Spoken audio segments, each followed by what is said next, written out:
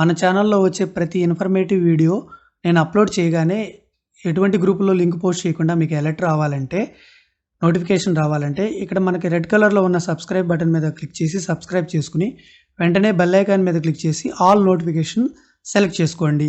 Thank you all. Good morning everybody, welcome back to our channel. ఈరోజు మనం నిధి పోర్టల్లో APGLI లోన్కి సంబంధించి మన వ్యక్తిగత లాగిన్లో లోన్ అప్లికేషన్ సబ్మిట్ చేయ విధానం చూద్దాం. మనం మన వ్యక్తిగత సిఎఫ్ఎంఎస్ ఐడి, ఓటీపీ, పాస్వర్డ్ ద్వారా లాగిన్ అయ్యి మనం లోన్ అప్లికేషను సబ్మిట్ చేయవచ్చు. మన లోన్ ఎలిజిబిలిటీ చెక్ చేసుకుని ఆ లోన్కి ఎలిజిబిలిటీ ఉన్నట్లయితే ఎంత అమౌంట్ ఎలిజిబిలిటీ ఉంది, అదేవిధంగా ఎన్ని ఇన్స్టాల్మెంట్స్ మనం ఆప్ట్ చేసుకోవచ్చు, ఈఎంఐ ఎంత కట్ అవుతుంది, అదేవిధంగా ఇంట్రెస్ట్ ఎంత కట్ అవుతుంది మొత్తం చెక్ చేసుకుని మనం లోన్ని అప్లై చేసుకోవచ్చు. మన లోన్ ఇండివిజువల్ లాగిన్లో అప్లై చేసుకున్న తర్వాత డిడిఓ గారు లాగిన్లో సర్టిఫై చేయవలసి ఉంటుంది. ఈ ప్రాసెస్ మొత్తం మనం ఇప్పుడు చూద్దాం ఈ వీడియోలో. దీని కొరకు మనం నిధి వెబ్సైట్లో లాగిన్ కావాలి. నిధి వెబ్సైట్లో మనం ఏపీజేఎల్ఐ డేటా వెరిఫికేషన్ చేసుకున్నాం కదా, సేమ్ ప్రాసెస్. యూజర్ ఐడి దగ్గర మన సిఎఫ్ఎంఎస్ ఐడి ఎంటర్ చేయాలి. గో మీద క్లిక్ చేయగానే ఓటీపీ వస్తుంది. మన రిజిస్టర్డ్ మొబైల్ నెంబర్కి ఓటీపీ ఎంటర్ చేసి మన పాస్వర్డ్ ఎంటర్ చేయాలి. సైన్ ఇన్ అయిన తర్వాత మనకి ఏపీజేఎల్ఐ టైల్ ఉంటుంది కదా, ఏపీజేఎల్ఐ సెక్షన్లోకి రావాలి. ఇక్కడ లోన్ అప్లికేషన్ అని ఉంటుంది. లోన్ అప్లికేషన్ మీద క్లిక్ చేయాలి. లోన్ అప్లికేషన్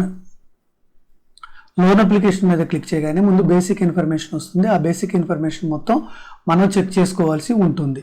చెక్ చేసుకున్న తర్వాత ఏపీజేఎల్ఐ సబ్స్క్రిప్షన్ డీటెయిల్స్ వస్తాయి.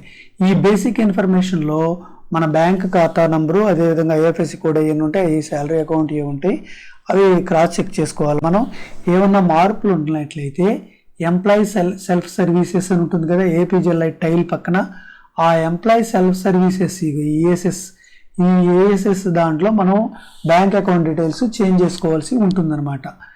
బ్యాంక్ డీటెయిల్స్ ఏమన్నా తేడాలు ఉన్నట్లయితే, అట్లాగే పర్సనల్ డీటెయిల్స్ కూడా ఏమన్నా తేడా ఉన్నట్లయితే, ఇక్కడ అక్కడ బ్యాంక్ డీటెయిల్స్ అన్నీ కరెక్ట్గా ఉన్నట్లయితే తర్వాత మనకి బేసిక్ ఇన్ఫర్మేషన్ చెక్ చేసిన తర్వాత బాండ్స్ గురించి పాలసీ డీటెయిల్స్ చెక్ చేసుకోవాలి. తర్వాత ప్రీవియస్ లోన్స్ డీటెయిల్స్ కూడా చెక్ చేసుకోవాలి. తర్వాత ఇక్కడ మనకి ఇక్కడ చూడండి లాస్ట్లో లోన్ ఎలిజిబిలిటీ అని ఉంటుంది.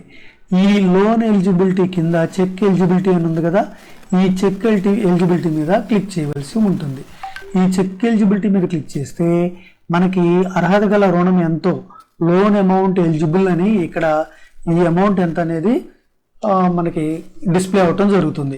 అదేవిధంగా ప్రీవియస్ లోన్ యొక్క ప్రిన్సిపల్ బ్యాలెన్స్ ఏమన్నా ఉంటే ఇక్కడ డిస్ప్లే అవుతుంది.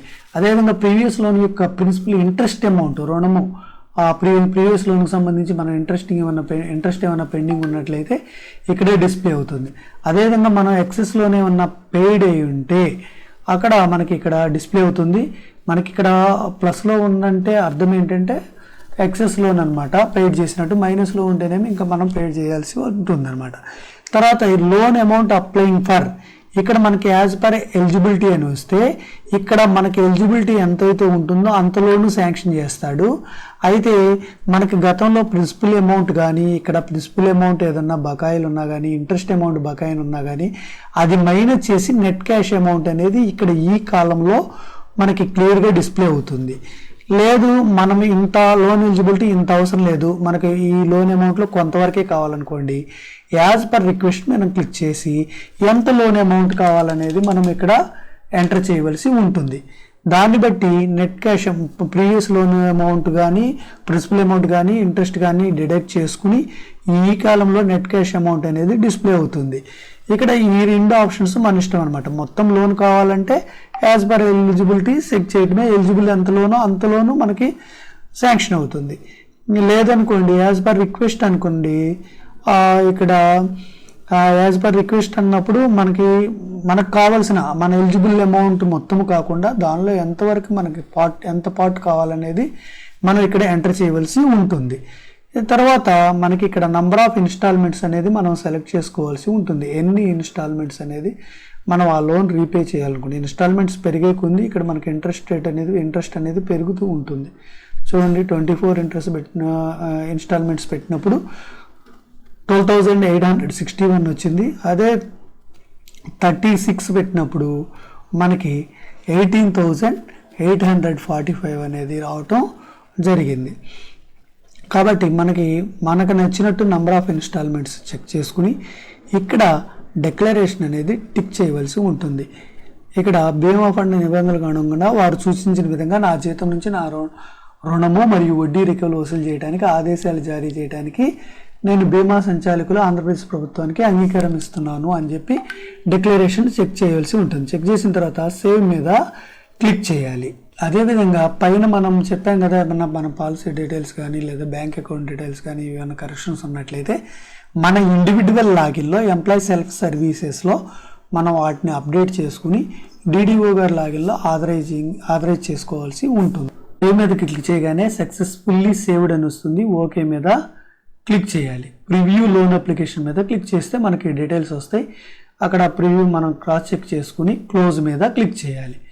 ఇప్పుడు మనం ఒకసారి మన స్టేటస్ చెక్ చేసుకోవాలంటే ఏపీజేఎల్ మీద క్లిక్ చేసి లోన్ అప్లికేషన్ మీద క్లిక్ చేసినట్లయితే ఇక్కడ మనకు చూడండి, ఇక్కడ లోన్ డీటెయిల్స్ వస్తాయి. స్టేటస్ కూడా అండర్ ప్రాసెస్ అని ఉంటుంది.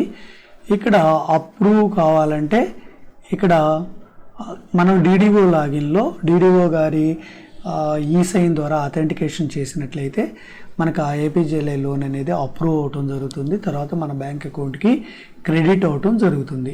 ఇంకేమన్నా డౌట్లు ఉన్నట్లయితే కామెంట్ సెక్షన్లో కామెంట్ చేయండి. ఇలాంటి ఇన్ఫర్మేటివ్ వీడియోల కోసం మన ఛానల్ ఇంకా సబ్స్క్రైబ్ చేసుకోకపోతే సబ్స్క్రైబ్ చేసుకోండి. Thank you all.